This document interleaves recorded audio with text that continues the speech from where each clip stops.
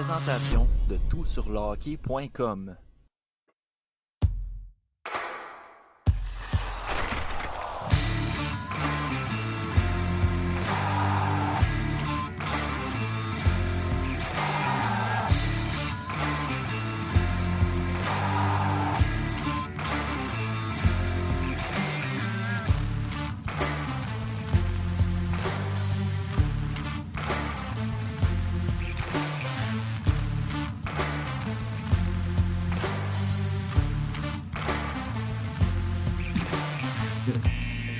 There you go, my friend. Well deserved.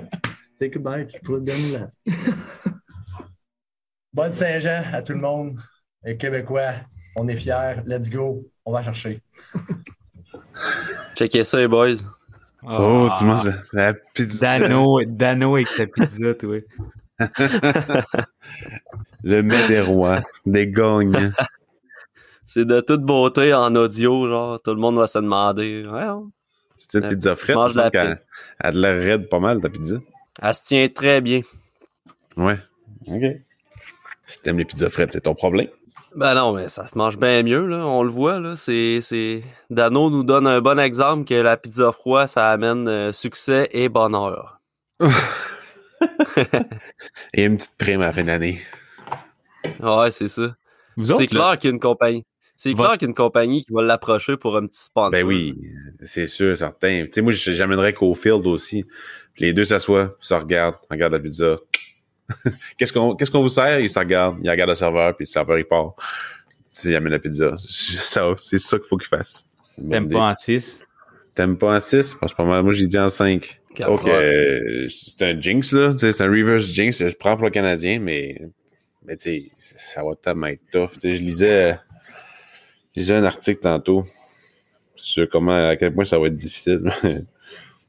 Puis ça disait que la troupe de John Cooper se retrouve au sommet de la ligue avec 58 buts marqués et compte parmi ses rangs les 5 meilleurs pointeurs en série en Kucherov, Point, Stamkos, Killorn puis Edmund.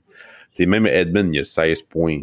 Puis le jeu de puissance, 37,7%. Tu sais, son 100% dans les 22, 23 derniers, je me rappelle plus, le Canadien, mais m'amener. Il va falloir être discipliné en maudit pour être capable de les stopper. Là. Je ne sais vraiment pas comment ils vont faire. J'espère qu'ils vont réussir, mais ouf. Ah non, ça... J'ai dit en 6, mais honnêtement, j'espère tellement pas. J'espère tellement la coupe, mais... moi aussi. Là. Mais on a beau dire que tout est possible, puis pour vrai, j'y crois un peu, mais ma tête, le côté rationnel est comme, ouais, non, tu peux pas battre le Lightning sur un 4-7 avec autant... Tu sais, t'as beau avoir cette équipe-là qui est vraiment une famille, qui est soudée, où il y a quand même du talent, mais jamais tu peux battre le Lightning. Je peux pas croire, mais en même temps, on le dit, il y a tellement de magie cette année que pourquoi pas? Ils sont là. En fait, il n'y a pas de magie cette année. Il y a une magie en série. À partir du 5e match contre Toronto, il y avait de la magie. Parce qu'en saison, il n'y avait pas de magie. N'importe qui a dit en saison qu'il allait faire la finale de la Coupe Stanley, c'est pas un analyste, là. C'est quelqu'un qui aimait bien gros son équipe. Ouais. Il y en a eu de la magie en saison. Le Canadien, il disparaissait. Ouais, c'est ça. Pas faux. J'ai fini ma bouchée de pizza, fait que j'ai eu le temps de me préparer avec un beau petit gag d'intro. Un beau petit punch, c'est correct. Yes, fait que les boys, épisode 32 du TSLH podcast, on a le Canadien de Montréal en finale de la Coupe Stanley. L'émotion a retombé un peu, là. Je pense que le soir de la Saint-Jean, on était pas mal tous émotifs, heureux. Avec les mois, les années de la dernière année et demie de marde qu'on a eu, honnêtement, là, tu sais, c'est niaiseux. On dit souvent que le hockey, c'est pas, tu sais, c'est secondaire à la vie, c'est secondaire à bien des affaires. Mais le soir de la Saint-Jean, c'était dans les excellentes nouvelles, les excellents moments de la population québécoise qu'on a pu vivre. J'aimerais ça, les boys, que vous me contiez de votre bord comment ça s'est passé. Max, si ça se compte, tu peux commencer. Je pense que tu as eu une bonne petite soirée arrosée, je me trompe-tu? Ben, c'était une bonne petite soirée, un peu arrosée. J'étais allé au Blackstone, que ça s'appelle, c'est ça? Ouais, c'est ça, je pense. Blackstone à Le Bourgneuf. Puis l'ambiance, c'était vraiment cool, là. Puis, non, c'était magique. Puis à la fin du match, tu sais, il y a eu l'émotion, il y a eu la joie, il y a eu, ça sautait partout.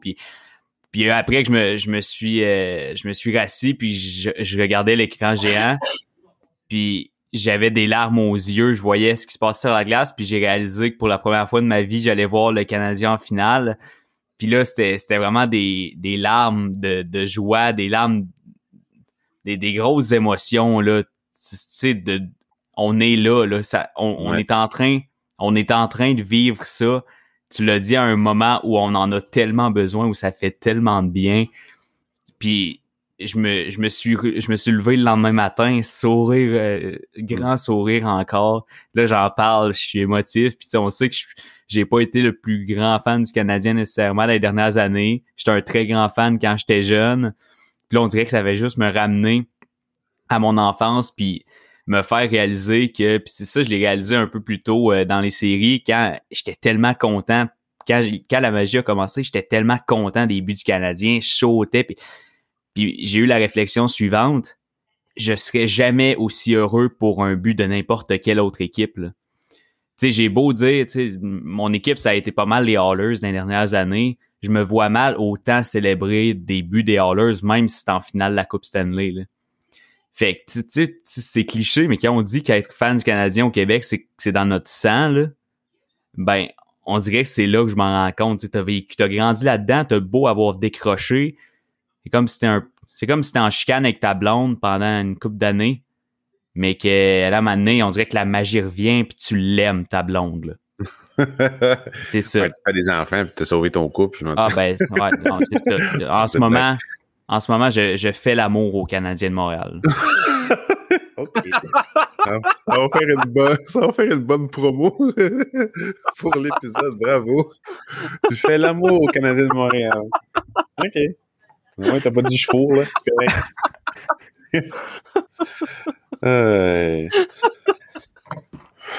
L'archie. Wow, ça part fort. Ça part fort. Ça part fort, dit-il en prenant une gorgée de bière. Mais je pense que la seule autre équipe pour qui je pourrais être content, mettons, pour un but de même, c'est si je connais un des joueurs personnellement, mettons, toi avec Robida, son premier but dans la Ligue nationale, je pense que c'est la seule affaire qui pourrait peut-être faire sauter de même. Ou moi, Eric Brandstrom, peut-être. Ouais. C'est quasiment rendu ton chummy, il t'a envoyé un chandail. Oui. Mais pour go Habs go. Go Habs go, c'est ça. Mais pour moi, écoute, même ma blonde est rendue qu'elle a hâte au parti de hockey. Écoute, c'est pas arrivé depuis que je la connais, donc c'est quand même le fun. S'il vous plaît, les Canadiens, faites ça tous les années. Pascal, donc, je trouve ça très drôle. Je trouve ça drôle que, genre, à chaque phrase, tu te retournes vers ta conjointe comme pour une demande d'approbation. C'est correct si je dis ça ou... Elle me laisse faire, elle tricote, elle ignore. C'est bon. Hein, chérie? Non, c'est une joke. Donc, on va arrêter de parler d'amour, là, maintenant. Mais, comme tu dis, la magie s'est poignée, mettons, à Toronto, là, vers le match 7. Que vraiment, on a capoté. Puis là, les Jets, en 4, on capotait bien raide. Puis là, Vegas, j'étais vraiment pas confiant. Puis c'est elle qui était comme, voyons, man up, tu sais, ouais. Fait que là, tu sais, en tout cas, c'est pas mal ça. Comment j'ai vécu la 6e partie, c'est, écoute, dans la journée, je me suis préparé une photo, un petit montage de Robin Lehner qui se fait scorer par Cole Caulfield parce que je le sentais. J'étais sûr que Caulfield allait scorer. Je sais pas pourquoi, là, tu sais, comme pas mal tout le monde se dit, c'est Caulfield va scorer. C'est ça qu'il fait dans la vie, fait que tout le monde s'attend à ce qu'il score, là. Mais j'ai fait un montage, puis quand il a scoré, j'ai fait « Ouais! » Oh, c'est là, taper des mains. Là, vite, il faut que j'aille publier la photo tout de suite. Donc, c'est tout ça, toute la magie de ça, les jeunes qui arrivent puis qui font la différence. Tu sais, Kéké qui est comme une gonne. Kéké qui est quand même bon en ce moment. Après ça, Suzuki qui est le centre numéro 1 pour environ 10 ans probablement. Caulfield qui va jouer avec, qui est l'ailier droit numéro 1 aussi. Tu sais, c'est tout ça. Là, on voit enfin Les Canadiens jouaient à la hauteur de leur talent, de ce qu'on voyait au début de la saison sur papier, et non pas sur la glace après 15 matchs, là. Mais enfin, tout ça fait en sorte que je peux prendre pour mon équipe. Tu sais, je l'ai dit l'année passée, pendant les séries, les Canadiens, moi, je suis un gros fan de repêchage, vous le savez, les gars. Donc, quand ils perdent, ça me dérange pas. Mais quand tu perds pour de vrai, tu sais, perds beaucoup. Comme ça, tu vas avoir un meilleur choix repêchage. Puis cette année, avec les séries de l'année passée, je peux enfin prendre pour mon équipe. Je me fous un peu du repêchage, surtout cette année, avec le repêchage qu'on a, là. Fait que, enfin, je peux prendre à 100% pour mon équipe. Puis à chaque but, à chaque victoire, chaud d'ingère, puis à chaque défaite, ben, je t'en maudis. Puis c'est pas grave, là. Mais c'est la magie. C'est l'amour, comme tu dis. Pas mal comme ça que je me sens. Toi et Matt, Je dirais que moi... mon fan des Pingouins, comment il va? Ah, il va bien. C'est un peu à l'image de toi, moi, Pascal.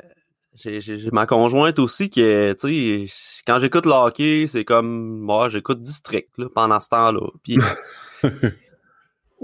à ma grande surprise, j'arrive les soirs de travailler, puis je la vois devant le hockey, là, à écouter toute seule le hockey en attendant que j'arrive. Tu sais, c'est vraiment rassembleur ce qui se passe présentement. Il y a vraiment de quoi qui se passe. Tu sais, mettons l'exemple de ma conjointe, elle aime bien le hockey, là, tu sais, on se serait sûrement pas marié sinon, là, mais mais tu sais, elle aime le sport, elle a toujours suivi ça, mais tu sais, s'asseoir devant un match chez nous, c'était pas quelque chose qui était commun, mettons, pour elle.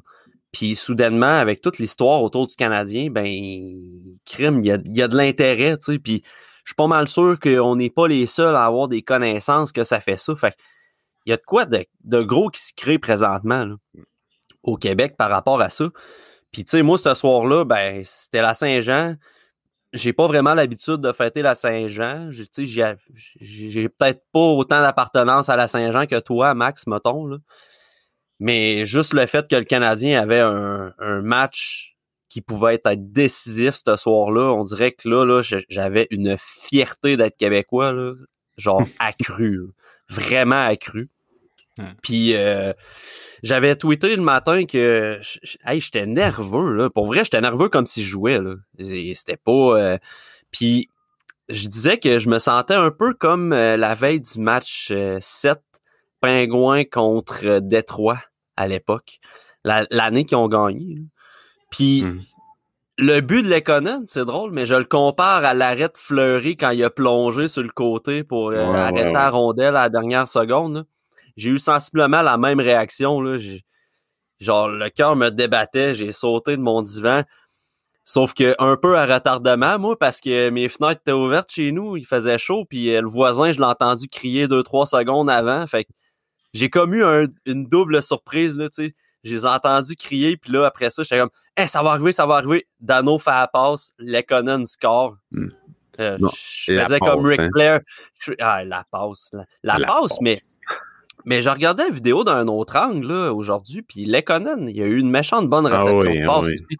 Il a replacé son patin, il a breaké juste un peu là, pour dire là, qu'il se donnait un bon angle pour prendre un tir, puis un bon tir là, quand même au-dessus de l'épaule de Lehner. Puis ça ressemblait un peu au but de Caulfield. Pas l'échappée, là, mais le but de Caulfield contre Fleury. Sauf que la passe était un peu moins précise que celle-là à Perry. C'est Caulfield contre celle-là à Perry. C'était un estige de beau tir sur réception, sérieusement. Mais la passe était tellement parfaite. Le Dano était parfaite, mais parce que Lekonen avait tout, comme tu as dit, avait tout arrangé pour que ça arrive correctement. Puis il a réussi enfin à scorer un but. Un but important. Il n'a pas pogné le poteau. Il n'a pas tiré dans les logos. Il n'a pas tiré dans le filet, dans les airs. Justement, je suis tellement content pour Lekonen parce que, tu sais, en série, là, c'était en Suède, là, il scorait, là, je pense qu'il a battu le record de buts dans des mêmes séries éliminatoires. Tu sais, ce gars-là, quand il était plus jeune, c'était un scoreur, là. Puis là, on dirait que cette touche de scoreur-là, souvent, j'ai l'impression qu'il est pas chanceux, pour vrai, là, mais là, j'étais tellement content de voir que c'était lui qui scorait le gros but, le gars qui se fait rire de lui un peu pour être le gars qui choke les goals. Puis j'étais vraiment j'étais doublement content. J'étais content pour le Canadien beaucoup, évidemment, mais que ce soit Lekonen qui se casse ce but-là, j'ai trouvé ça vraiment cool. Ouais, moi aussi, c'est un de mes joueurs préférés chez les Canadiens depuis qu'il a fait l'équipe. Il reçoit beaucoup de bashing sur le fait qu'il est pas capable de produire, mais attardez-vous aux détails, à son importance sur la glace. Combien de fois je l'ai vu contre Vegas, puis surtout contre les Jets. C'est-tu contre les Jets? Oui, c'est contre les Jets c'est quand Evans s'est blessé. Qui bloque les relances. En fait, tu sais, la longue passe en plein milieu du centre là, pour pogner un attaquant pour faire un 3 contre 2, peu importe. Mais contre Lekonen, c'est quasiment impossible parce qu'il lit tellement bien le jeu pour couvrir son homme au centre. En tout cas, bref, attardez-vous aux détails de Lekonen sur la glace. Il produira pas, là, ça sera jamais un marqueur de 20 buts, malheureusement, mais il peut tellement empêcher les buts. Ouais, c'est ça, c'est se faire repêcher. En fait, ça serait probablement bon pour lui, mais je l'aime tellement que le Canadien que je veux pas le voir partir avec Dano, puis parce qu'il va probablement remplacer Tatar sur l'année prochaine, là, sur ce trio-là. Donc, on va garder ce trio-là pour l'année prochaine, probablement, pour jouer contre les meilleurs éléments adverses. Si Dano re-signe, il faut absolument signer Dano. Là, pas 6 millions, là, mais il est tellement important là, Pascal, cette équipe-là. Là.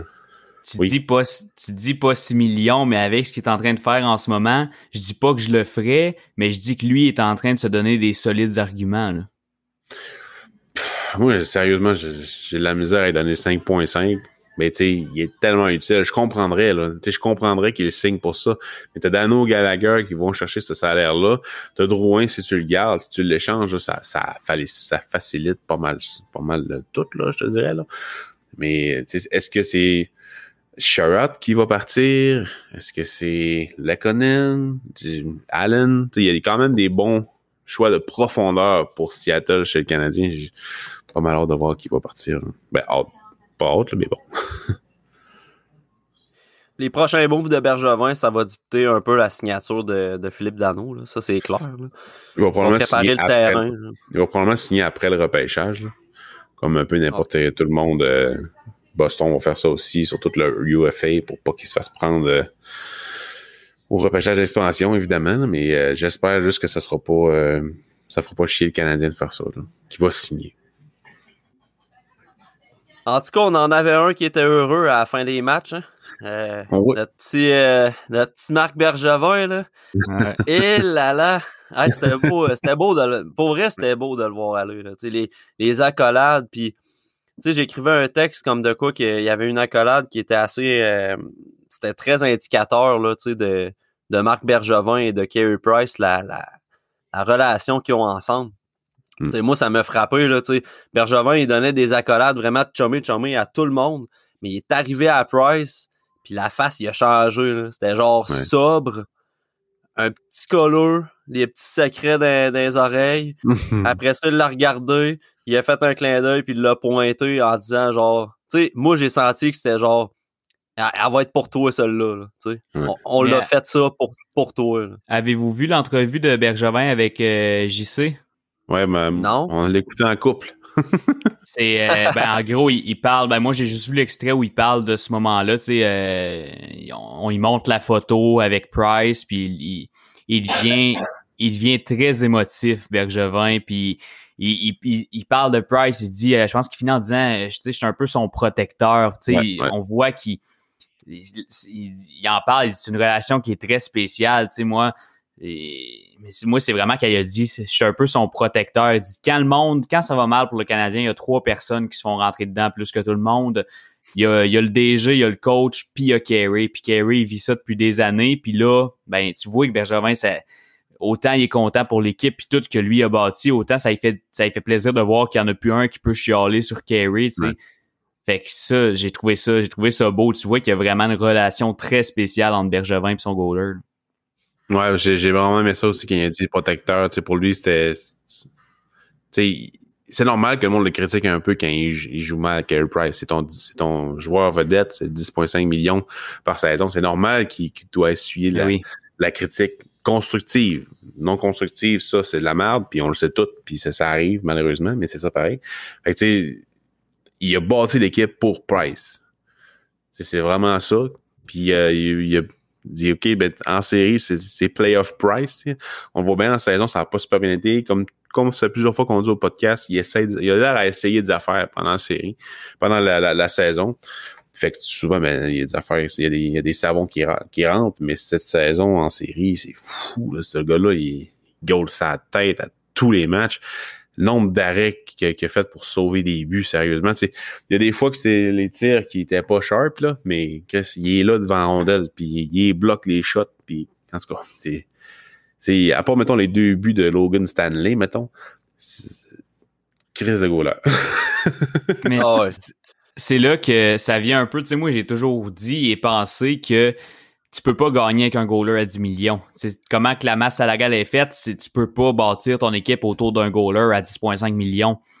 Puis là, Price est en train de complètement renverser cette théorie-là parce qu'il montre que si tu as un goaler comme Carey Price au sommet de sa forme en série, tu as besoin de scorer 2 buts par game. Hey, Price, là, quand le Canadien score 2 buts par game ou plus de 2 buts par game? C'est 3, fait que c'est 3 buts ou plus par game. Et si tu es invaincu, je pense que c'est invaincu. On a fait de même, c'est genre 12-2 ou bien de 14, c'est ça. Je m'en rappelle plus. Là. Fait que tu sais, quand tu payes ton goaler 10,5 millions, puis que lui, il te répond en te disant, OK, ben si l'équipe devant moi score 3 buts ou plus, je te garantis la victoire. Ben chaque scène de ce 10,5 millions-là est super bien investi, puis c'est pour ça que je dis que ça vient un peu, ça vient complètement tasser la théorie qui dit que tu peux pas gagner en payant un goaler 10 millions. Là. Si le goalie te permet de pas avoir besoin de générer tant d'attaques que ça pour gagner des matchs, ben tu sais, l'important c'est de gagner les matchs. Puis là, Carey Price, c'est pas compliqué.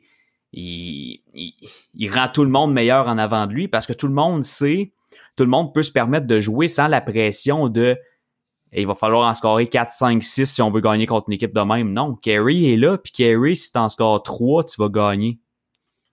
Tu sais, juste contre Toronto, ils ont 3 attaquants qui sont mieux payés que Carey Price. Puis ils ont fait fuck all contre Carey Price. Fait qu'un goaler qui joue comme il doit jouer, ce que représente son salaire, puis qui bloque tout devant lui, mais ça peut battre n'importe quel attaquant. Je pense que c'était à Simon Servant que je parlais, puis qui me dit ça, tu sais. Il dit, lui, dans sa tête, un goaler à 10 millions, puis un joueur à 10 millions, le goaler a plus tendance à avoir une capacité à sauver une série qu'un avant. Puis, ben, visiblement, ben, c'est pas mal ça qui arrive en ce moment. C'est juste que le Canadien il est vraiment basé pour avoir une bonne défensive robuste. T'sais, je sais pas, en ce moment, dans la Ligue nationale de hockey, des équipes plus robustes que le Canadien de Montréal, il y en a combien? Ben, on les bâchait pendant la saison. On disait, Asta, le hockey est rapide, puis tout. Puis, je me rappelle plus si c'est JC, mais c'est Bergevin. Je pense que c'est Bergevin qui en parlait pendant l'entrevue. Il disait que Asta, le hockey en série, oui, c'est rendu rapide, mais en série, toute la rapidité puis tout est vraiment moins effective. C'est vraiment moins probant en série. Donc, Weber, Sherratt, puis tous ces gros défenseurs-là paraissent plus rapides. Pas plus rapides, mais paraissent moins lents. Mettons, à cause que le jeu est moins rapide et plus serré. Fait que c'est pour ça que lui, probablement, qui a choisi ça en voyant Dallas l'année passée, qui était pas mal plus robuste que les autres équipes qui ont réussi à se rendre en finale de la Coupe. J'ai comme l'impression qu'il a fait un peu son modèle d'équipe sur Dallas l'année passée pour se rendre le plus loin possible en série avec une équipe robuste qui fait mal puis qui va devant le filet l'échec avant et tout. Puis Dominique Ducharme, tu sais, Claude Julien, ça n'a pas marché. Mais Dominique Ducharme en série, quand il a réussi à implanter son plan de match puis son système de jeu avec la pause avant les séries éliminatoires, j'ai comme l'impression qu'il y a eu un déclic. Puis là, avec Carey Price qui goal comme un dieu, ça a tout débloqué. Puis tu sais, chapeau à Dominique Ducharme puis à Bergevin, sérieusement, pour tout ce qu'on voit en ce moment. Puis, tu sais, un autre point, tu sais, je parlais de ma théorie du gardien à 10,5 millions, que c'est pas avec ça que tu vas aller loin en série. Puis, mais il y a une autre théorie qui prend un peu le bord, puis c'est celle que premièrement, tu as besoin de beaucoup de talent pour te rendre loin. Tu sais, on s'entend que les Islanders de New York, là, ils ont passé à 2 buts d'éliminer le Lightning de Tampa Bay avec tu regardes ça sur papier, les Islanders de New York, là, c'est pas très, très sexy comme équipe, encore moins que le Canadien, probablement, là. Fait que, puis en plus, eux, ils ont même pas de goaler qui va ça. sauver des matchs. Eux autres, c'est des gars qui mettent leur botte de travail puis qui s'en vont à la guerre pour leur coach, puis que leur coach est bien préparé. Fait que là, ça donne un peu raison, en fait, un peu beaucoup raison, une théorie que j'ai beaucoup contredit, une théorie que je trouvais que c'était de la merde. En série, peut tout arriver. Tu sais, oui, mais là, on a la preuve un peu. Tu sais, on l'a eu dans une certaine mesure avec les Stars de Dallas, justement, l'an dernier. Mais là, avec 2 équipes sur 4 du Corridors qui sont là sans nécessairement être bourrés de talent, on a vraiment la preuve qu'en série, il peut tout arriver. Puis ça, j'ai hâte de voir l'impact que peut-être ça pourrait avoir sur la façon des directeurs généraux de bâtir leur club à l'avenir.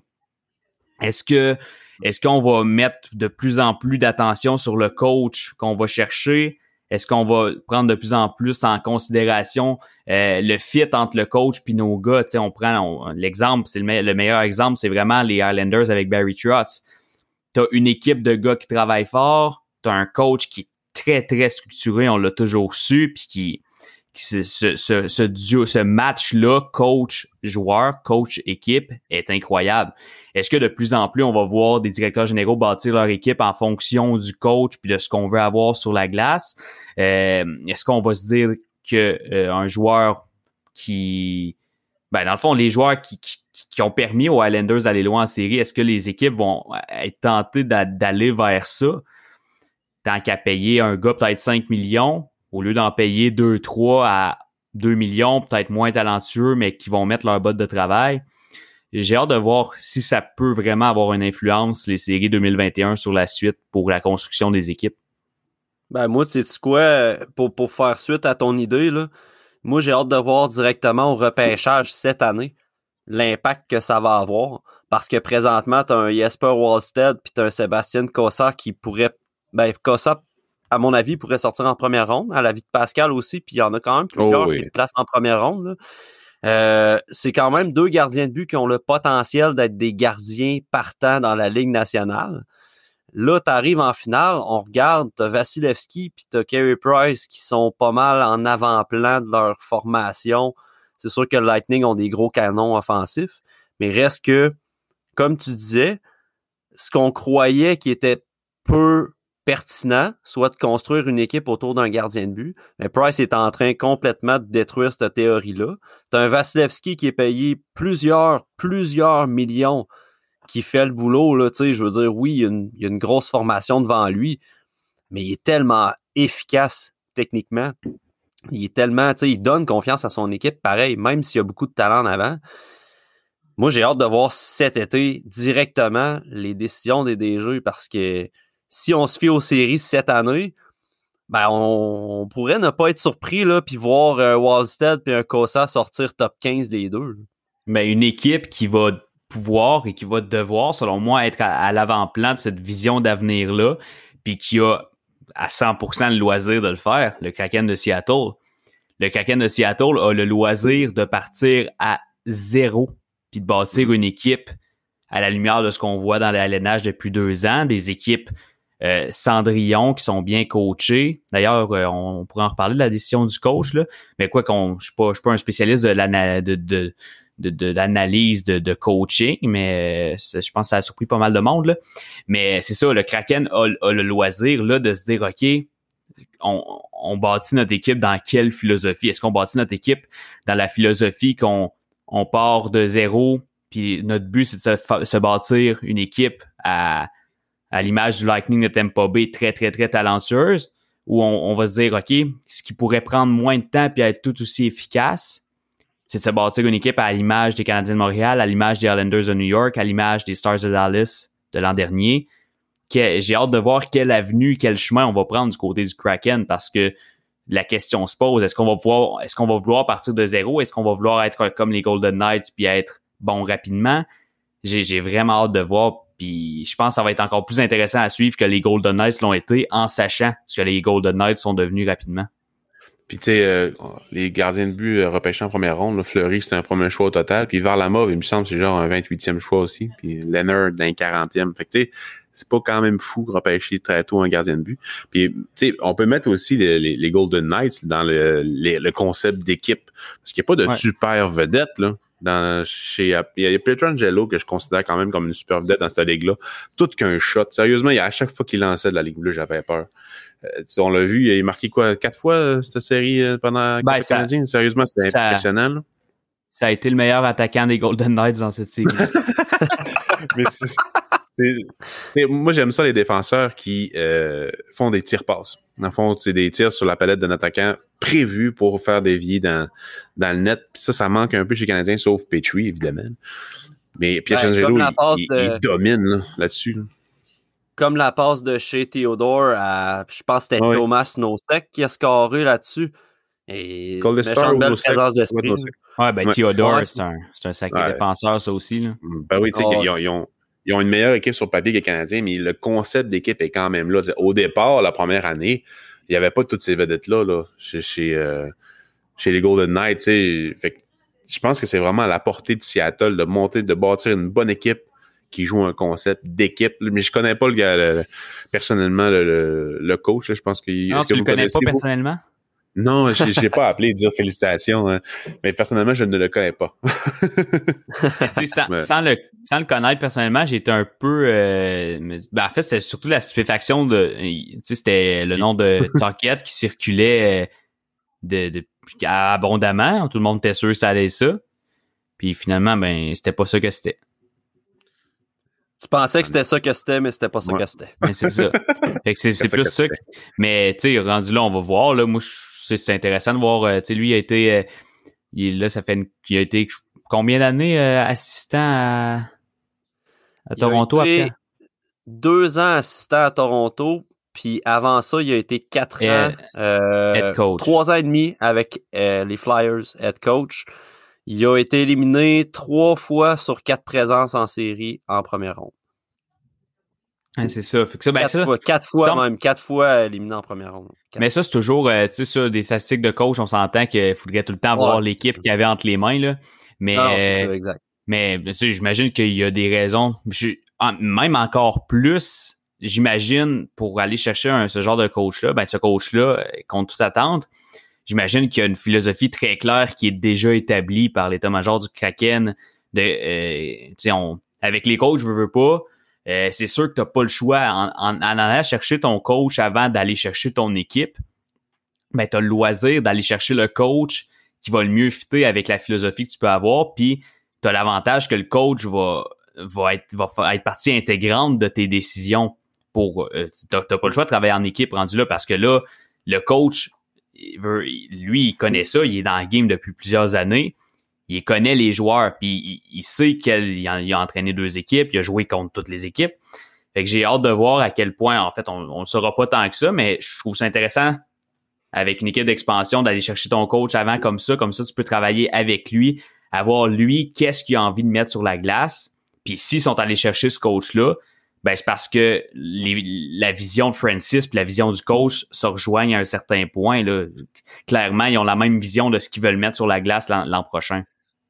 Tu vois, tantôt, là, Pascal, tu parlais des Golden Knights, que à leur début, il n'y avait jamais vraiment eu de grosses vedettes comme présentement. Des grosses vedettes, on s'entend. Là, il y a Mark Stone, il y a Pietrangelo, il y a Pacioretty, qui n'étaient pas là au début.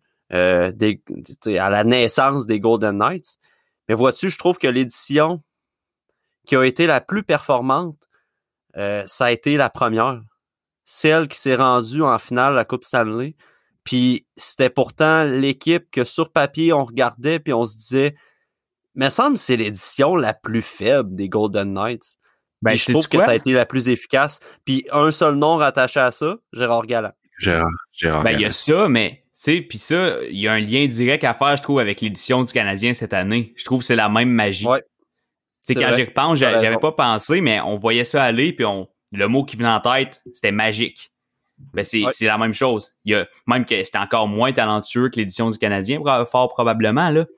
Mais magie. Puis c'est là que tu vois à quel point un groupe de boys, ça peut être quand c'est soudé, comment ça peut faire des choses incroyables. Fait que ça revient à ce qu'on dit depuis plusieurs minutes. Est-ce que la philosophie de certains GM vont s'en aller de plus en plus vers ça, moi je veux un groupe soudé avant tout. On parlait de groupe soudé, là, mais Tu sais, Thomas Tatar, là, il avait l'air en sacrament de s'être fait mettre sur le banc, là, à la pratique. Puis ça fait un bout qu'il a pas joué, là. Puis je pense pas qu'on le revoit non plus en finale de la Coupe Stanley. On l'a vu sur toutes les photos avec Gallagher puis avec Dano. Il a fait une très belle accolade à Marc Bergevin. Tu sais, c'est des exemples que présentement, là, l'histoire qui s'écrit, là, ben, c'est en raison d'une équipe qui est soudée. Puis c'est en grande partie à cause des vétérans, là, on s'entend. Ben, pis c'est ça. Ça, c'est une autre affaire. Quand il y en a beaucoup qui riaient un petit peu de la philosophie de Bergevin d'aller chercher des gagnants, tu sais, qui sont plus au top de leur carrière, mais que Bergevin, lui, ça a à cœur d'aller chercher des gagnants, des gars qui ont gagné, des gars qui ont été dans des vestiaires aussi soudés. Tu sais, Edmondson avec les Blues, là, il a vécu ça, un vestiaire se souder après une période difficile, puis fait que c'est Perry, on va pas repartir sur toute sa carrière, mais il y a eu c'est sûr qu'il y a eu des équipes très soudées à certains moments, puis il en a vécu, même chose avec Eric Stahl. Fait que, tu sais, ces gars-là arrivent à Montréal, puis c'est des pros, puis ils savent comment intégrer les jeunes, ils ont tout vu. Fait que cette stratégie-là de Bergevin, puis ça, c'en est une que j'ai toujours défendue. Autant je suis pas d'accord avec certains trucs de Bergevin, certaines philosophies, autant celle-là, je l'ai toujours défendue, d'aller chercher des gars qui ont gagné, même si sur la glace, ils sont pas ce qu'ils ont déjà été. Quoique là, on voit, c'est vraiment cool là, de voir ce que Perry fait, puis même Eric Stahl, que tout le monde aurait sacré aurait sacré d'un gradin au début des séries. Moi, je suis content de l'avoir défendu, mon petit Eric, parce que là, elle l'aime bien. Mais bref, c'est là que tu vois qu'une équipe, c'est le fameux parfait mélange de jeunes puis de vétérans, de talent puis d'énergie. On dirait que c'est le mélange parfait. C'est comme si tu veux faire un gâteau, là. Ce gâteau-là, il serait bon en maudit, je pense. Ouais, puis tu sais, Bergevin aussi, il est allé les chercher les bons vétérans. Il n'est pas allé chercher des vétérans comme Spezza, Thornton, Tavares, là, il serait bon, mais c'est juste que, bref, ça marche pas à Toronto, là. Mais il est allé chercher les bons vétérans qui ont gagné la Coupe Stanley, non pas juste des vétérans qui veulent jouer pour lui. C'est Perry, il était un des meilleurs joueurs l'année passée dans les séries. Stahl, ça a pas bien été cette année, mais on voit tout son efficacité en ce moment. Oui. Il est pas rapide pour 2 secondes, là, mais il a une bonne anticipation encore. Il est bon sur ses mises en jeu. Il a un rapport là, ça n'a aucun rapport. Il est vraiment bon. Ensuite, Edmondson. Sérieusement, quand ils l'ont signé, j'étais quand même content. Au début de la saison, ça a été un peu... Pendant que l'équipe allait bien, lui, ça allait un peu moins bien. Mais après ça, on a vu tout l'impact qu'il pouvait avoir. Il est encore un peu sujet aux crampes au cerveau au niveau des icing, ces affaires-là. Mais sérieusement, il est tellement utile pour cette équipe-là. Ça n'a aucun bon sens. Allen, il joue pas pendant les séries, mais on serait pas dans les séries, ce serait pas d'Allen. Non, ça c'est clair. Ça c'est solide point, ça.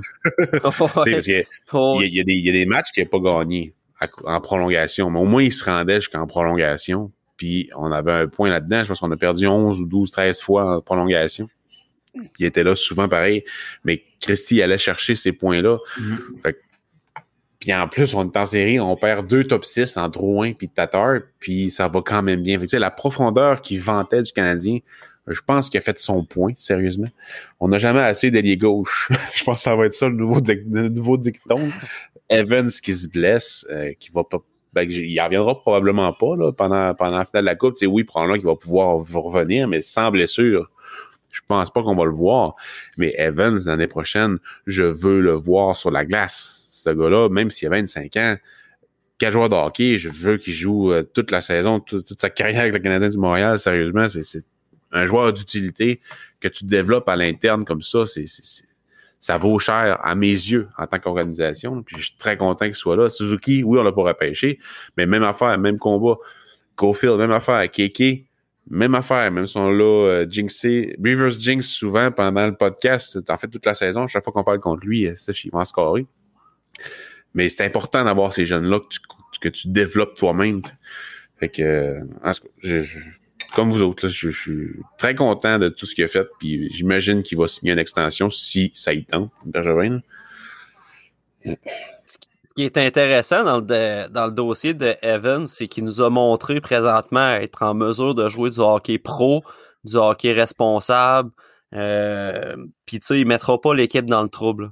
C'est pas le joueur qui met le club dans le trouble. Au contraire, il va sauver du trouble à l'équipe. Mais il y a encore un potentiel offensif qui est un peu inexploré là, avec Jake Evans. Quand on regarde ses statistiques dans la NCAA, là, c'était un gars qui était capable de produire de l'offensive aussi. Fait que tu sais, un gars comme Evans, tu le jumelles avec un Gallagher puis un Dano, là, comme on a vu pendant les séries, là, mais sur une saison complète, là, moi je pense qu'on pourrait être agréablement surpris de la production d'un Jake Evans là, sur un 2e, 3e trio à peu près. Là.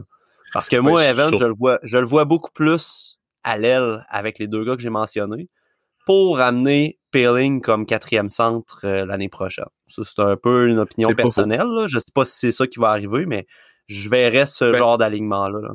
Ça va probablement être un des débats dans les 2 prochaines années, en fait. Là. Poehling au centre ou à gauche, puis Evans. En fait, Evans peut jouer à droite, à gauche ou bien au centre. Peu importe où il va être bon.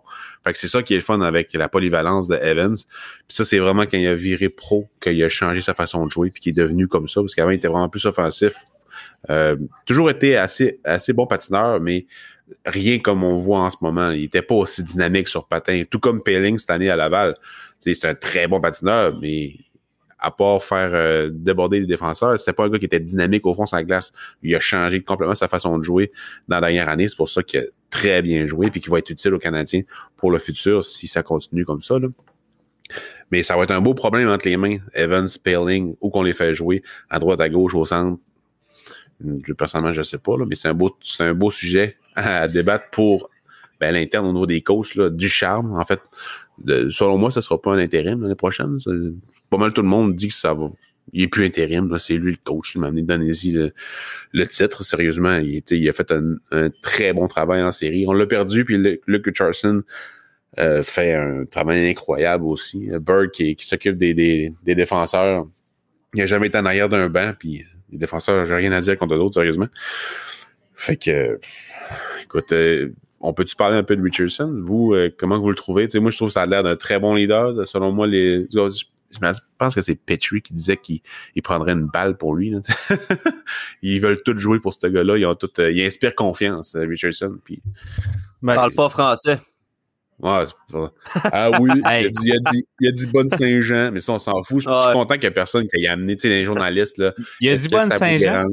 Ouais, il a dit bonne Saint-Jean à tout le Québec. Ah, ça, c'est malade, par exemple. Ça, j'adore. Nice. Mais il respecte la culture ici. Comme Dano, tu sais, je vais mettre... là, le monde qui vont écouter l'épisode vont l'avoir déjà entendu, là, mais je vais mettre le bout que Dano, justement, tu sais, souhaite une bonne Saint-Jean aux Québécois, dans l'intro, là. Mais non, tu sais, Luke Richardson, j'ai lu un truc là, comme de quoi que ça arrivait souvent dans les pratiques qu'il mettait son équipement puis qu'il pratiquait avec les boys puis ça. Puis tu sais, c'est quand même un bon signe de leadership là, pour vrai. Là. Mais tu sais, je suis pas assez calé en formation, là, en stratégie de jeu pis ça pour voir. C'est pas des choses que j'observe nécessairement non plus là, quand je regarde une game un soir de Saint-Jean avec une coupe de mousse dans le chest. Si, mettons, il profite de son changement, c'est pas des choses que je regarde. Fait que tu sais, son travail résulte par les victoires et les belles performances du Canadien. T'sais. Moi, c'est un peu comme ça, je l'évalue. Là, mais moi, je parle plus, mettons, au niveau de est-ce que l'équipe est tout le temps sharp? Est-ce que pendant 15 minutes, il joue pas? Non, tu sais, ça va bien. Il a de l'air il inspire confiance en arrière du banc, puis il a de l'air à bien préparer son équipe. Parce que moi non plus, au niveau des formations, pis tout, c'est probablement quelque chose que je vais travailler cet été sur YouTube pour regarder toutes ces affaires-là pour mieux évaluer les joueurs et les entraîneurs. Mais c'est plus là-dessus que je parlais. Là. Vous, comment vous le trouvez? Est-ce qu'il a de l'air à avoir sa place? Tu sais, je veux dire, on dirait que ça vient s'inscrire dans la fameuse magie. On dirait que tout en ce moment est incroyable. Puis, tu sais, Dom Ducharme, c'est vraiment plate pour lui, mais on dirait que toute l'histoire avec Richardson, tu vois que c'est un méchant bon Jack, puis tu vois que les joueurs l'apprécient beaucoup. Puis on dirait que le fait que ce gars-là ait la chance de diriger quelques matchs en tant qu'entraîneur-chef, gagne la demi-finale, on dirait que ça ajoute à toute la magie qu'il y a autour de cette équipe-là. On dirait que ça ajoute quelque chose de beau. C'est un plus à la belle histoire qu'il y a déjà. Fait que, tu sais, au-delà des stratégies, c'est juste c'est cool. Tu vois que les gars veulent jouer pour lui, puis tu vois que les gars, puis ils l'ont dit aussi dans la chambre en entrevue, ils veulent se défoncer pour Richardson. C'est vraiment cool. Moi, je trouve juste que c'est une belle histoire, puis que ça ajoute, ça doit avoir soudé la chambre encore plus. Autant, là, je parle pour Richardson qui est là, mais peut-être aussi pour Ducharme qui est pas là. Ouais. Tu sais, de se dire, OK, à soir, on la gagne. Oui, on la gagne pour Richardson, mais on la gagne pour Ducharme aussi qui nous regarde de son salon. On la gagne pour lui. On dirait que tout est placé pour que c'est la coupe. Ça peut pas ne pas être la coupe avec une belle histoire de même parce que il va avoir un film, mais le film, la fin va être plate en maudit. Là. Si on gagne pas la coupe, là. C'est parce qu'il faut faire un film quand même, là. Mais c'est sûr que la fin va être décevante un peu, là. Si t'écoutes ça dans 50 ans puis tu ne sais pas s'ils gagnent la coupe ou non, là, puis là, t'es sûr tous les films qui vont gagner la coupe. Puis là, t'arrives à la fin puis ils gagnent pas la coupe, ça va être décevant. On dirait qu'ils ont pas le choix de gagner la coupe, là. Puis c'est pour ça que j'y crois. C'est tellement beau. Ça sent littéralement la coupe. Pour une fois dans ma vie, ça sent la coupe, oui. Je disais pendant les séries que je voulais voir de mon vivant Carey Price qui lève la coupe. Puis c'est pas mal j'ai le feeling que ça va arriver là, dans les 2 prochaines semaines et demie. Là. C'est pour ça qu'on parlait des prédictions au début de l'épisode.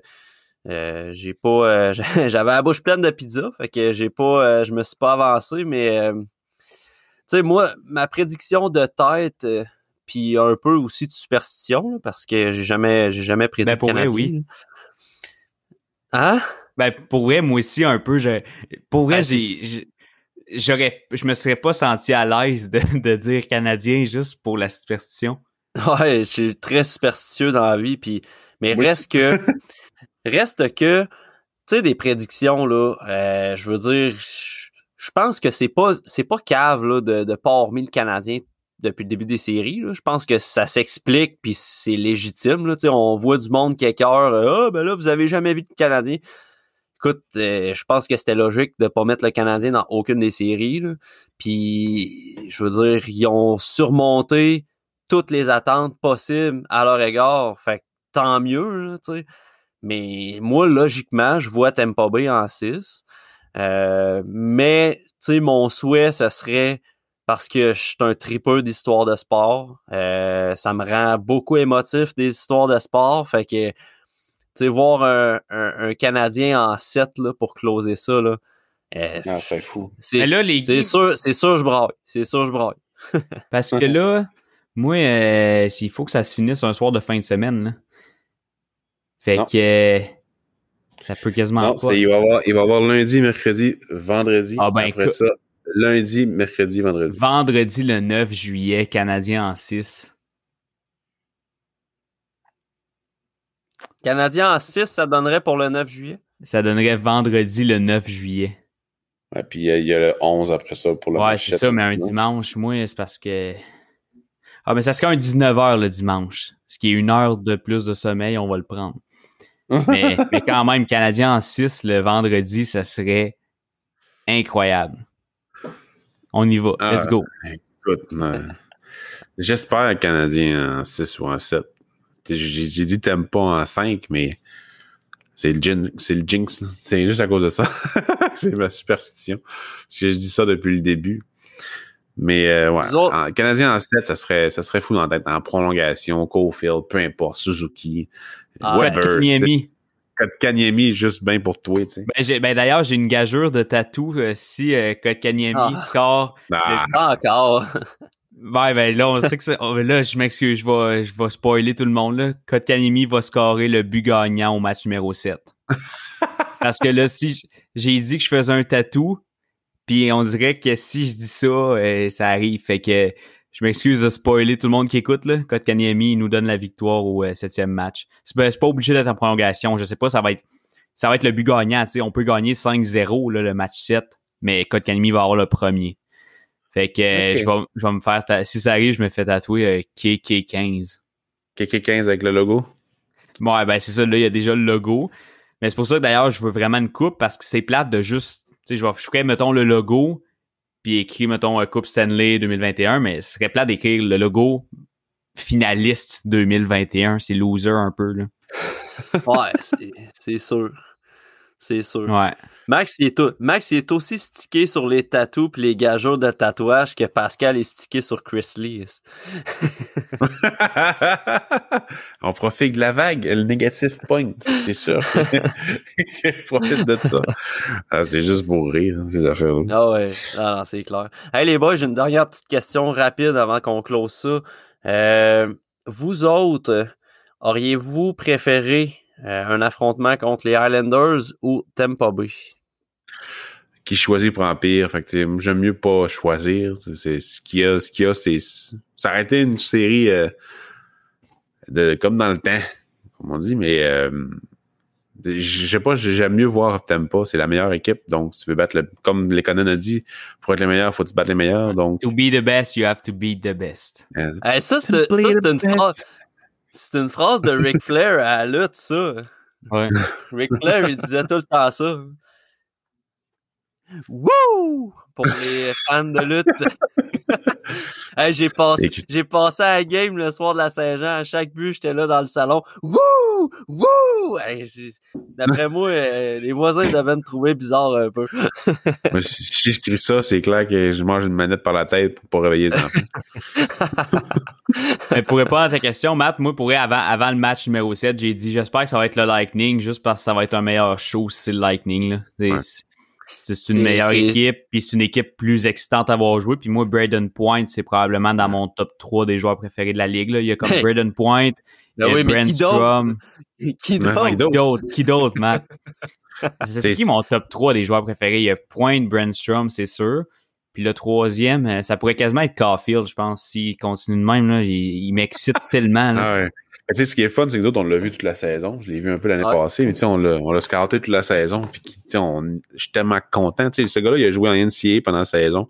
Il a joué au championnat du monde junior, qui était un des plus vieux, comme tu disais souvent, Maxime. Après ça, il a fini la saison. Il est allé en série, dans Frozen Four. Il est allé dans la Ligue américaine, en saison NHL, en série. Hey, il est même pas. Du hockey, il est même pas à sa saison recrue. Non, pas encore. C'est ça qui est impressionnant dans tout ça. C'est le plus jeune du club. Il a seulement 20 ans. C'est le plus jeune. Ah, les gars, on le dit pas assez, là.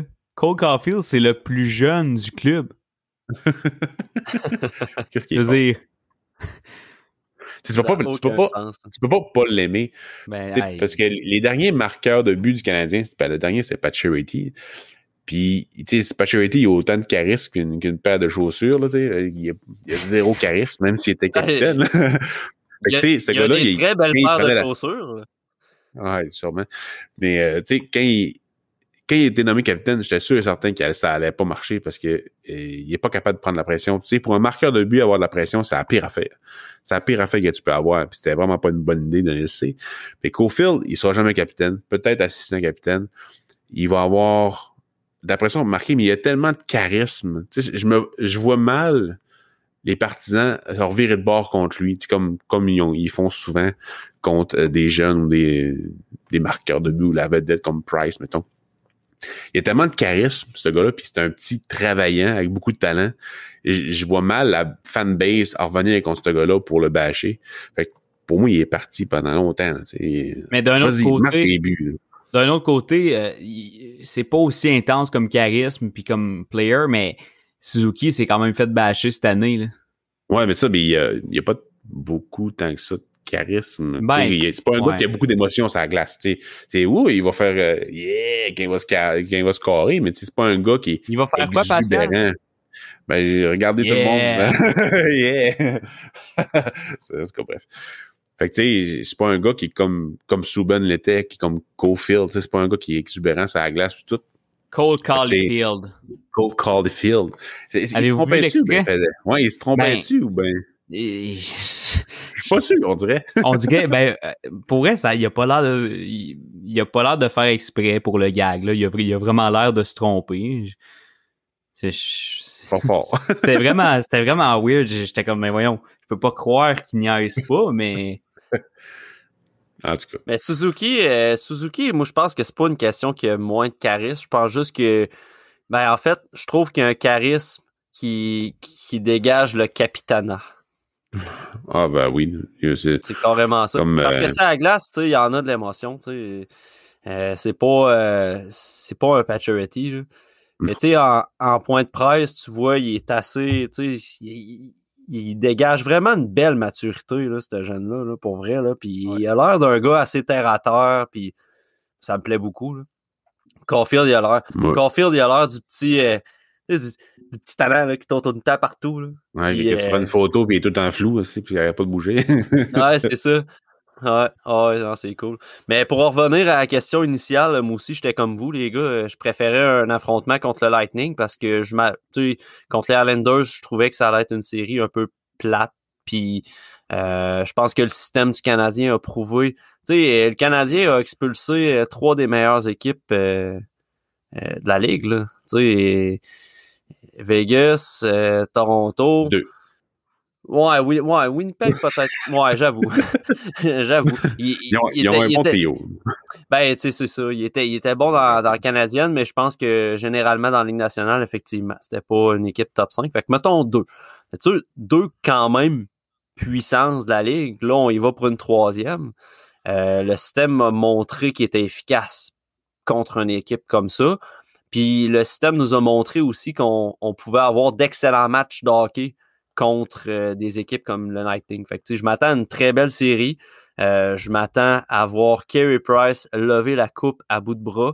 Je m'attends à voir Cole Caulfield prendre une photo à côté de la coupe. On va se rendre compte qu'il est aussi grand que la coupe. Puis, juste dans la photo d'équipe, là. Ouais, c'est ça. Kotkaniemi qui va lever la coupe. Moi, je m'attends vraiment à ce que moi puis Max, on se fasse taguer sur Twitter en se faisant insulter. Faites comme moi, les gars. Fermez vos yeux. Je suis rendu très, très discret sur Twitter. Je partage mes observations et je m'en tiens à ça. Ah, ben moi aussi, pour vrai. Ah, mais par exemple, des fois, Kéké joue bien, puis je le dis parce que là, les gens, ils sont contents. Mais faut le ramène dire. ketchup une fois de temps en temps, mon petit maudit. Arrête d'être. Non, mais c'est parce que l'autre fois, quand Kéké a scoré, ça m'a vraiment fâché que le monde, ils ont recommencé à dire, ouais, ketchup en série, combien de buts? Ah, ça, c'est cave. Honnêtement, tu dis ça, je me fous, t'es qui? Je me fous si t'es une personne sensée dans d'autres sphères de ta vie, t'es un innocent. Je dirais ça, tu me traiterais de cave aussi, ça n'a pas, c'est ça, c'est correct, ça n'a pas rapport. Ça a il a quand même joué en sens. série. Il n'est pas tout arrivé dans le même genre d'équipe. Là, ben, tu sais, j'ai juste tweeté, j'ai hâte que Brady Tkachuk joue des matchs en série juste pour fermer la trappe à quelques personnes. Parce que Brady Tkachuk, si tu connais le hockey, si tu as regardé Brady Tkachuk, tu le sais que c'est le gars qui va performer en série. Là. Ouais. Fait que, tu sais, je veux dire, moi, j'ai jamais vu, vous me direz si vous avez déjà vu ça, là, mais j'ai jamais vu un gars qui avait 0 partie jouée puis 4 buts. Je sais pas, là. Mais moi, j'ai jamais vu ça. Fait que je sais pas comment Tkachuk pourrait avoir autant de buts que Kéké en ce moment. Si quelqu'un veut me l'expliquer, ça va me faire plaisir, puis peut-être que je vais comprendre des choses, là. Mais si c'est possible d'une façon ou d'une autre que Brady Tkachuk ait autant de buts que Kotkaniemi en série en ce moment, textez-moi, Facebook, Instagram, Twitter, je suis bien ouvert. Snapchat, ça peut être sur Snapchat aussi. Expliquez-moi comment Brady Tkachuk pourrait avoir autant de buts que Kéké en ce moment en série. J'aimerais ça savoir. C'est plus faut parler de l'équipe et non pas du joueur dans ce temps-là. Tu donnes un gars qui est dans une équipe qui fait pas une série, tu peux pas. Ça fonctionne pas comme analyse. Probablement que le monde fait juste ça pour te faire chier aussi. Là.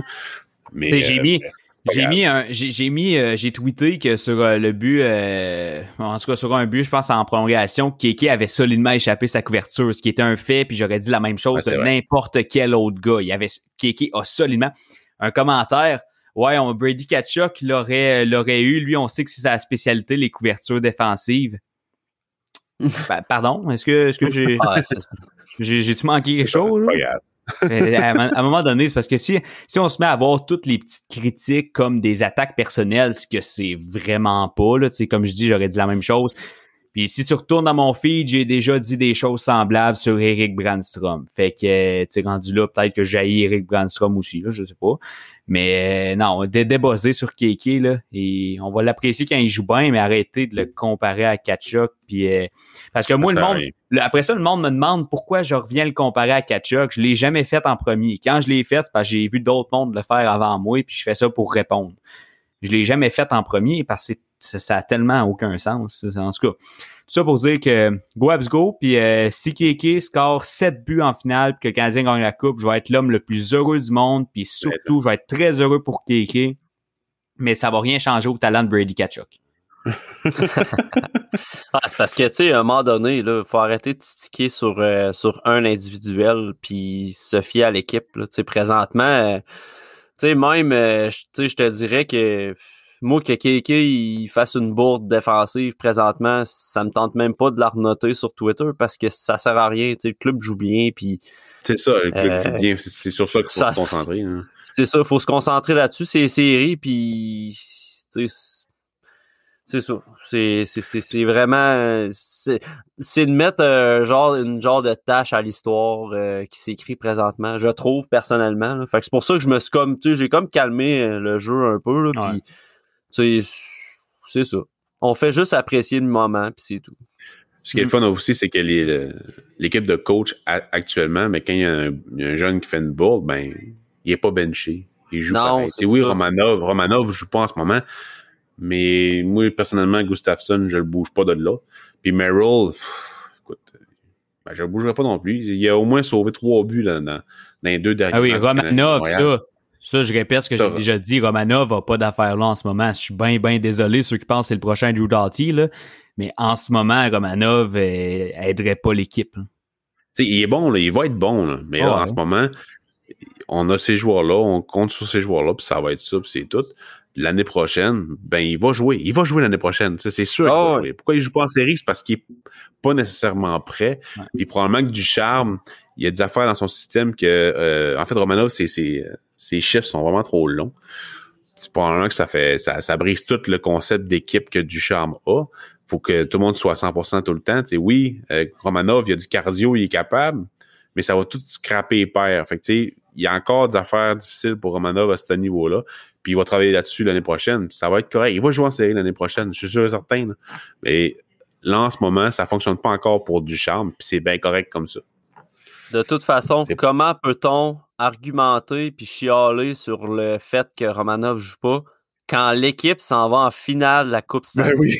Je le répète, là, le Canadien de Montréal s'en va en finale de la Coupe Stanley. Tu sais, à un moment donné, ça sert à rien. On n'entend plus parler là, que Kéké joue 14 minutes puis que Caulfield en joue 13 puis on n'en parle plus. On s'en fout, on s'en contrefout, on le voit, là. Les résultats sont là, l'équipe gagne, puis calvaire, on s'en va en finale de la Coupe Stanley. Ça n'a aucun sens.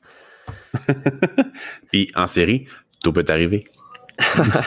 Parole de Bergie. Bergie, Marc Bergevin ici, là, pas Bergie TV Sport. Ouais, Bergie, ouais, c'est ça. Ça, c'était un autre type de Bergie. Les boys, c'était le dernier épisode de la saison série. Tu sais, je pense pas qu'on en refasse dans les séries, là. En tout cas, pour ma part, je suis assez occupé dans les prochaines semaines, là, en plus de la série finale. Là. Fait que ça va être pas mal notre dernier épisode côté hockey, saison, NHL, tout ça. Il va y avoir évidemment notre épisode sur notre top 32 à Pascal et moi. Je vais animer. Confirme que tu vas animer, c'est bon. Puis, fait qu'il va rester ça, notre top 32, notre mock draft aussi, on va essayer de faire et tout avant le repêchage. Et évidemment, notre podcast qui va être live au repêchage le 23 juillet. On va être 4 à l'épisode. Oh! Fait que sur ce, je vous souhaite une bonne fin de journée, soirée, et puis go Habs go! Là, le monde qui me connaisse vont capoter s'ils écoutent le podcast de me faire dire ça, là, mais go Habs go! Puis on veut une coupe à Montréal. On veut une coupe à Montréal. Get it, boys! Let's go! Olé, olé, olé, olé.